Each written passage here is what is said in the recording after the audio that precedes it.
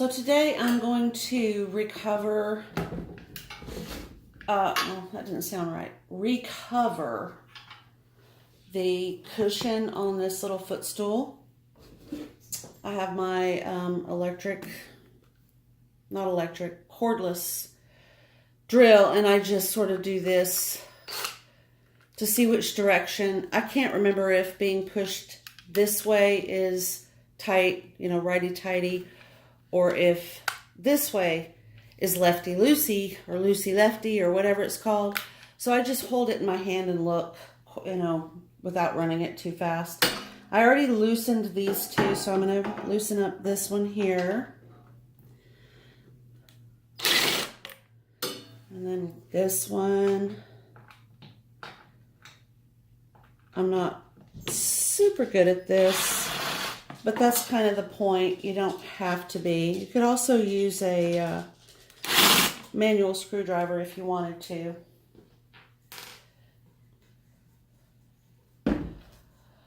But anyway, since we're getting ready to sell the house, I want to have some things that are just a little bit fresh and updated.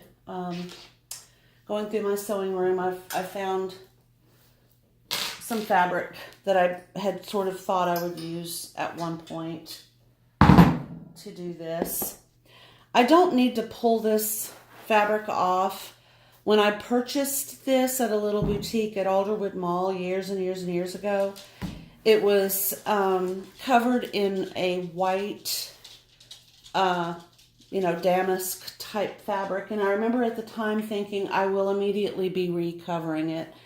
And then I found this fabric, which is extremely old and faded. It's at least 20 years old. And it has lost a lot of its color and basically a lot of its charm.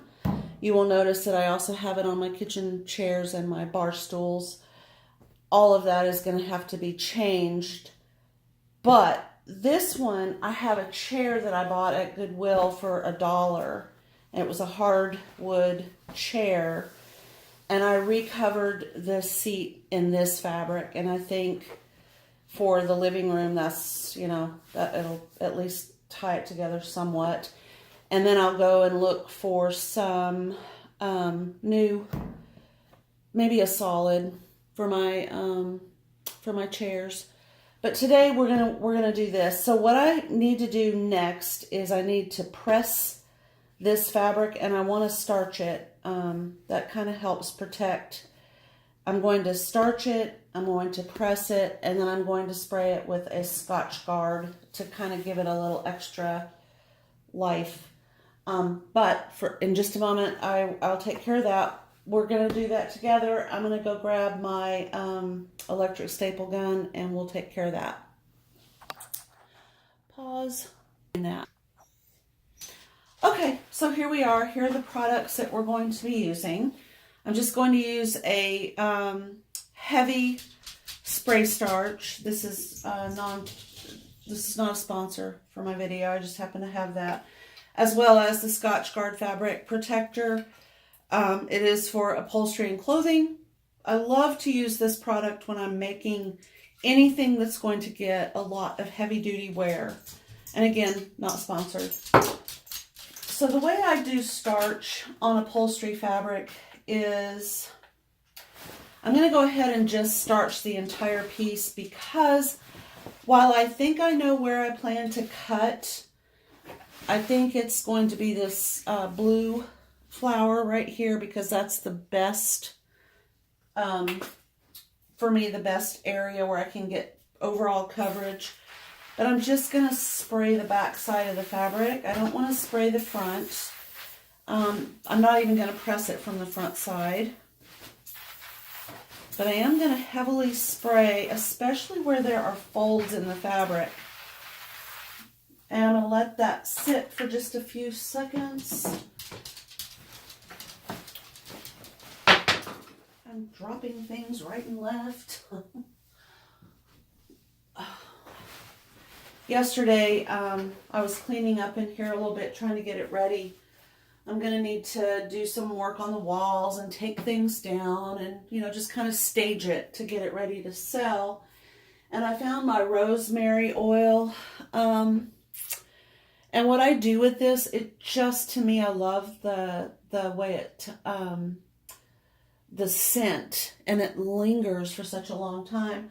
So what I usually do is I put a little bit on a cotton ball, and then I'll put that in a cup or in with some potpourri. I'll bury the cotton ball. Every time I open the door to my sewing room, now that I've done that, it just has this awesome feel to it. I'm not really sure how to describe it, but if you like the scent of rosemary, I recommend that you at least give it a try, you know. If you're not able to get out, if there's not a place nearby that sells products like that, they have it on Amazon. Or ask, you know, if somebody wants to purchase a gift for you, just suggest that they get you a little bottle of rosemary. This particular brand, which is the Essential Oil Lab, has like a little dropper that you can use. And it just has a lovely, lovely scent. Okay, so I'm using steam. This is a chintz, and it's really giving this fabric a nice amount of body. It will help hold the fabric in kind of a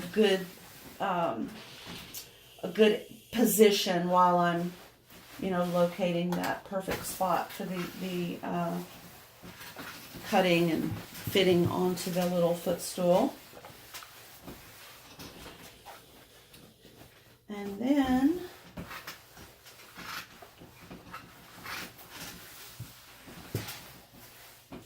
now for the Scotch Guard, I don't need to spray the back side. There's really no point. If I were making drapes, you know, in a room where there might be a lot of, say, pet activity, I might spray the back as well as the front. But because this is going to be flat onto the little footstool, spraying the back side isn't necessary.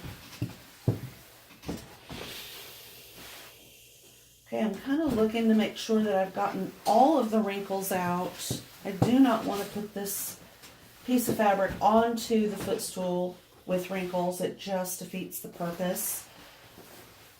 Now I'm going to check both the front and the back. So this is the front side, and I do see a little bit of a wrinkle there. It's probably more noticeable to me than to anyone else because I'm right here and I kind of know where the fabric has been folded for the last 15 years. Okay, there's a lovely upholstery sheen to this fabric, and I think this is the area that I will be using for my footstool. I kind of already measured this out. So I'm going to shake up the Scotch Guard, and I'm going to stand. The recommended distance is to stand, oh, where is that on here? 6 inches away. Well, I typically stand a little bit further away. I don't hold it 6 inches, which, let's see if we look at that.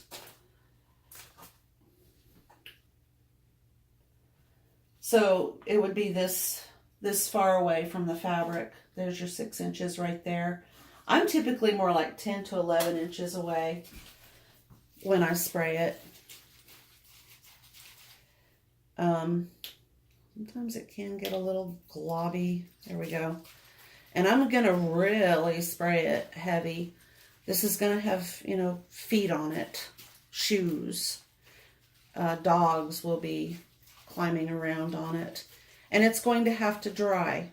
It's going to have to just sit here and dry. Okay, that's pretty saturated. And now Let's see, I'm going to go turn off the alarm and open the window in here. Let that dry. I'll be right back. Okay, so our fabric has dried, and now we're going to go measure and cut and apply the fabric to the cushion. I do want to turn my iron off. I'm going to leave this window open a few more minutes, to kind of dispel the fumes from the Scotch Guard. It can be a little bit much. All right. I've found in doing these projects, basically any project really that involves the use of little pieces of hardware, if you have a piece of fabric or even a paper towel, oh, we're all foggy. Let's see, we'll try that again. Okay. So if you have like a piece of fabric that you can put your little pieces of hardware on, they don't disappear on you. That's one of my little tips. I often will just use a paper towel. Okay, so what I want to do, I'm going to kind of start out. I've already kind of figured out where I want this, but I want to double check and make sure before I start cutting my fabric that I like where that is. I think I need to pull it a little bit more toward me. And that is one of the things about doing this type of project. You do often find yourself having to do a fussy cut. I like that blue flower. I could potentially, there's not going to be enough here for me to use this big flower here. And then I could just kind of go off without using a specific, and just have all of the flowers sort of partially on. To me, this just looks a little bit more intentional.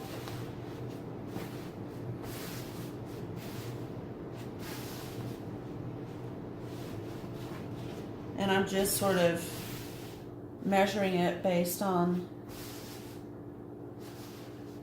the way it looks and how I like it in this particular spot. Now you could measure out, get exact precise measurements.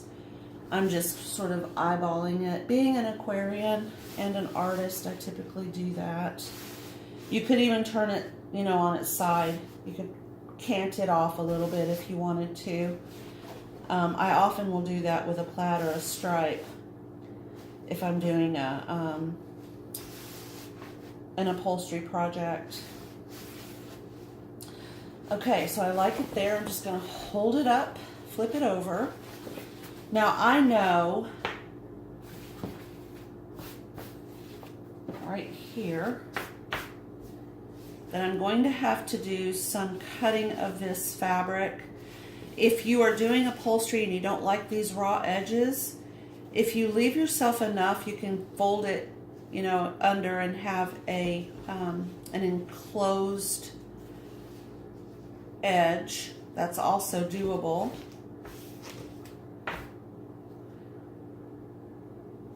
Okay.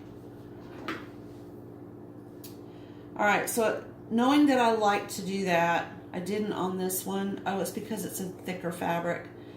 I'm just going to kind of eyeball. And again, you could measure if you wanted to. Especially if you were trying to preserve fabric.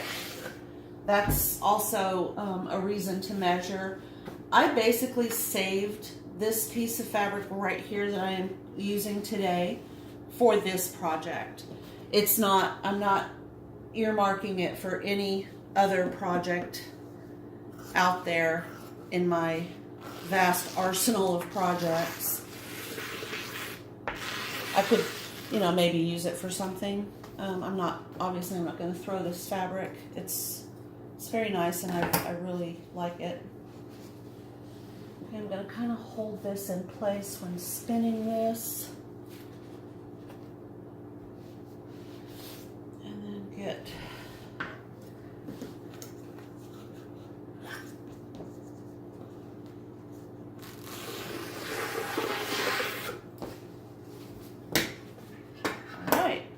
Now I need to plug in my electric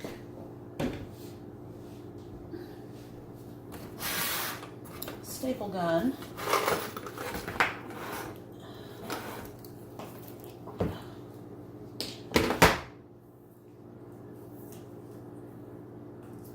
I recommend when you are using a staple gun, especially this type, that you wear glasses or safety glasses. I do have some safety glasses. I am a glasses wearer, so I will be wearing my glasses. However,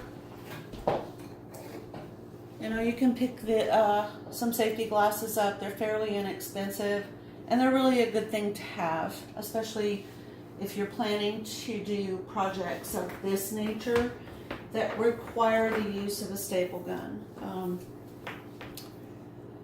Don't allow the business end of the staple gun to face you in any way when you are plugging it in. You just don't know what kind of a reaction you're going to get. I just recommend being very careful and checking to make sure that everything is the way it's supposed to be. I don't see any staples in there, so I'm going to unplug it. And I'm not going to put staples in it while it's plugged in. Okay, so to do that, I remove the, whatever the heck this thing is called, and it's not that intuitive to me. I always have to fiddle with it, which is why I say be very careful when putting staples in and when plugging it in. Okay, there we go. Yeah. So you pull out the little springy part, and then, oh, I do see there are some staples in there. All right.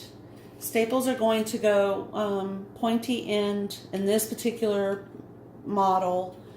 They go pointy end up, and then this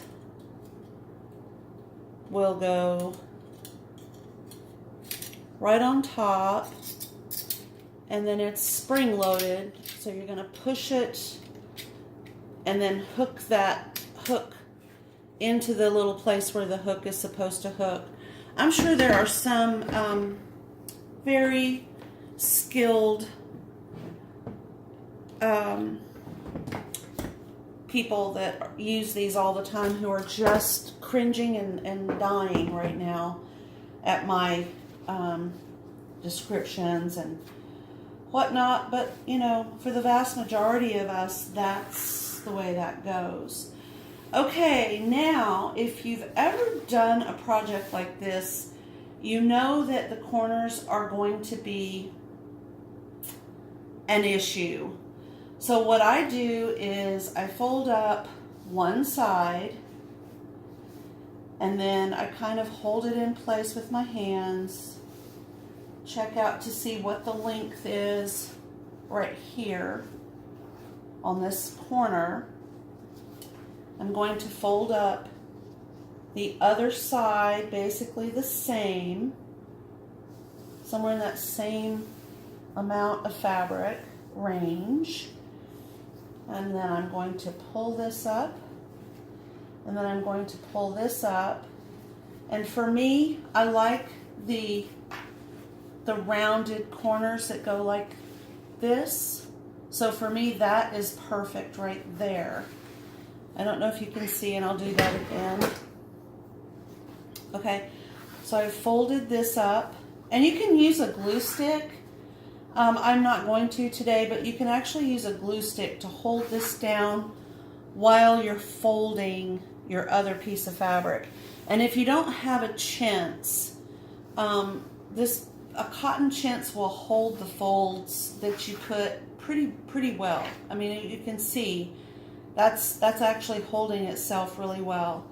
So I'm going to fold this over, hold that in place, and then I'm going to grab right here, and I'm going to fold that over, and then I'm going to pull on the point here like that.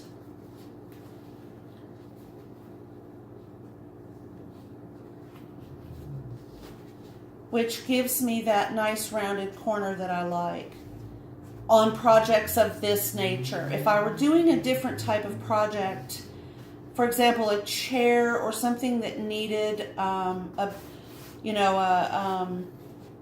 beaded edge or whatever, that would be different. But because I'm kind of doing a rounded edge, this is what I'm going to use right here. And I'm just going to go ahead and push my staple gun and pull the trigger. And then point it away from myself. It's facing outward, not toward me. All right, I'm gonna let that be my holding spot. I'm going to fold the second side over, or the third at this point. Fold and fold and fold all the way down, keeping this lined up the way it was. Really, just use my finger to push in a pressed edge there. Go back to this one. Okay, I'm going to fold this up.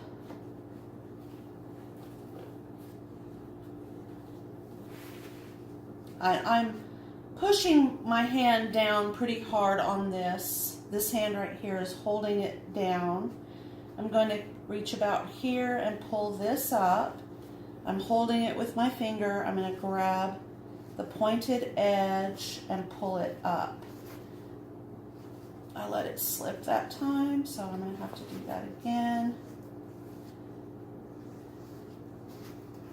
You want to make sure that your folded edges are staying under the point that you've got your left hand on, or whichever way you're going. And all I'm really looking at is this right here, because that's all that's really going to show. I am tucking some of that fabric under, making sure that everything is tight. That's the main thing right there. You want to make sure this is all tight. And then I'm going to push and pull the trigger and point this away from me. Okay, and now we've got the final side to fold. So I'm going to do this.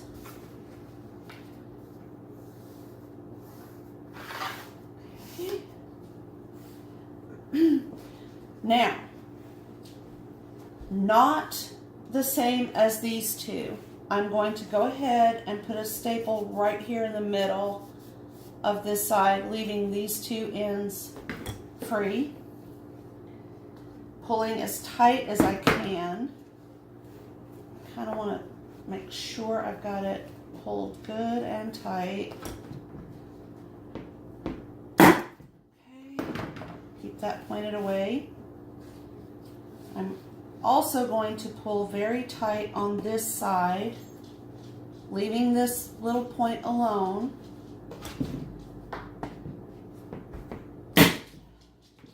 I'm keeping my, for lack of a better term, I'm keeping my trigger finger off of the trigger until, like right now, I'm not even near the trigger. I'm way back here.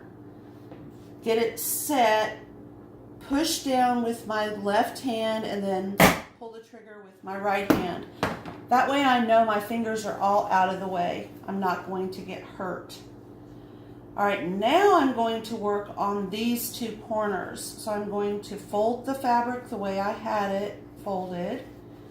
I'm going to tuck it underneath on top of that corner, and I'm going to pull from the opposite corner. Make sure everything is nice and tight the way I want that to look.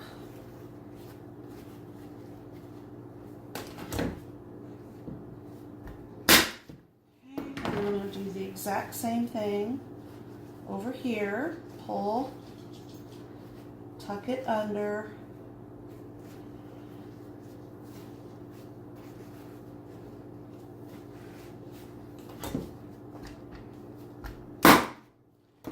Okay. Now I can make some adjustments if I need to. I've got some extra staples that I need to put in.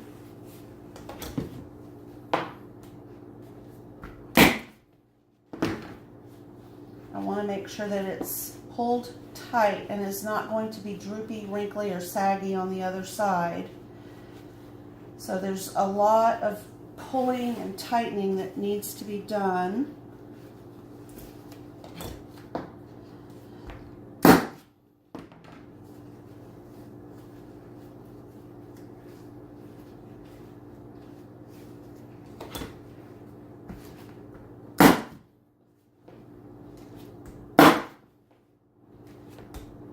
If you can pull slack, then you need to put a staple there.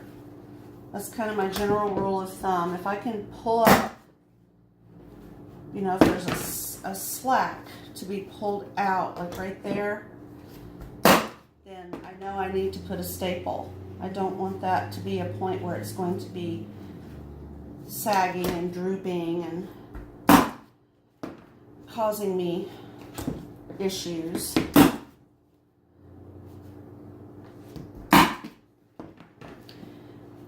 And it might be an excessive number of staples, but I would rather have way too many staples and 0 wrinkles than a whole bunch of wrinkles on the front of my project trying to conserve staples. It just doesn't equate to me.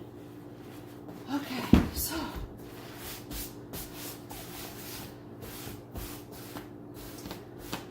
I see some wrinkling here, and I might be able to pull that out or adjust it a little bit.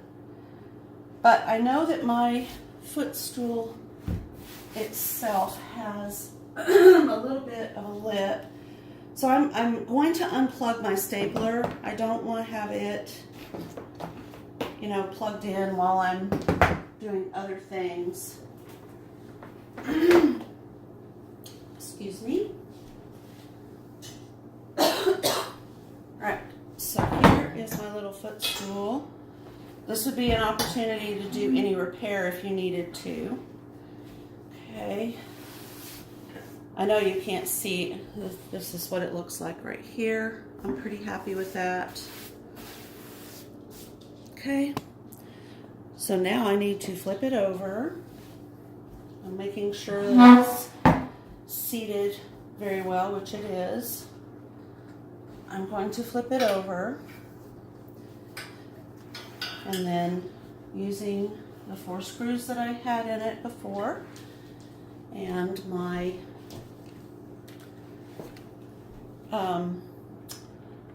cordless drill. Now I do know this time I need to push it so that it is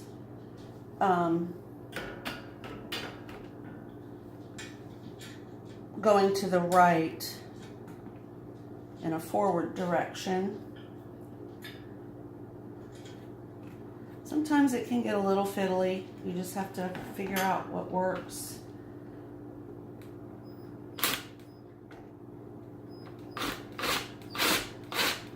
And you're going to go through fabric, so it's going to be a little bit, you know, your screws need to be able to do that. And I'm going to go to the opposite side here.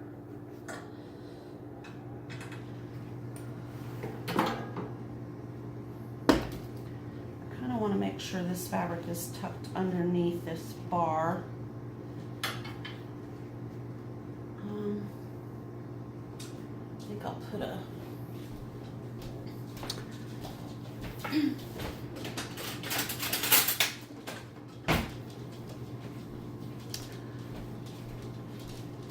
just going to use a kitchen knife to kind of tuck it up underneath this bar right here. There we go.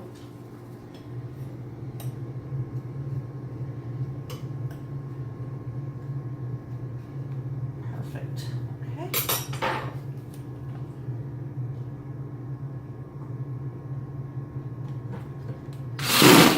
Ooh.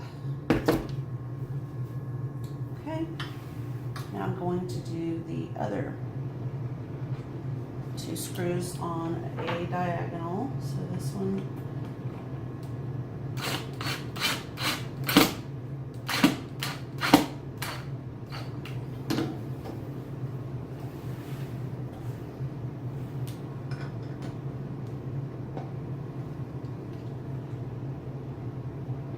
but often on older pieces of furniture, you might be missing some screws or some little, pieces that originally went with whatever furniture you're working on. Those can often be found at a hardware store. Okay, so we have finished this little project. I really do think that it turned out nice. I have a matching chair, so in my living room I can now put this and it's not so dark and dingy. This is the original right here. If you recall, you can see the wear and tear. This fabric is literally 18 years old. I recovered every single chair in this house with that fabric, which was a vibrant color and looked really good at the time, but it has suffered over the years, and it's now time to kind of take care of it and move on. So I'm going to go through my stash and see what fabrics I have and try to slowly work through the chairs and kind of improve the look in here a little bit. So thank you for watching. I hope I've inspired you to try something new, or if you've got some fabric you don't know what to do with, just take a stab at it. If you have any questions, please put them in the comment section below. You can find me at Laurie's Heirloom Sewing page on Facebook, and I look forward to hearing from you. Suggestions and comments are always welcome. Have a great day. So I found another project I wanted to do, and I realized that I had already ended the other video, so I'm just going to continue with this. This is the seat on a rocking chair. It's a wooden base, and it has just a foam top that we put our tissues on. And I found this piece of fabric that I've had for, I don't know, ever. And I'm going to just go ahead and do a recover on it. I've already pressed it. I think what I'm going to do here is check it, because this piece of fabric had some stains.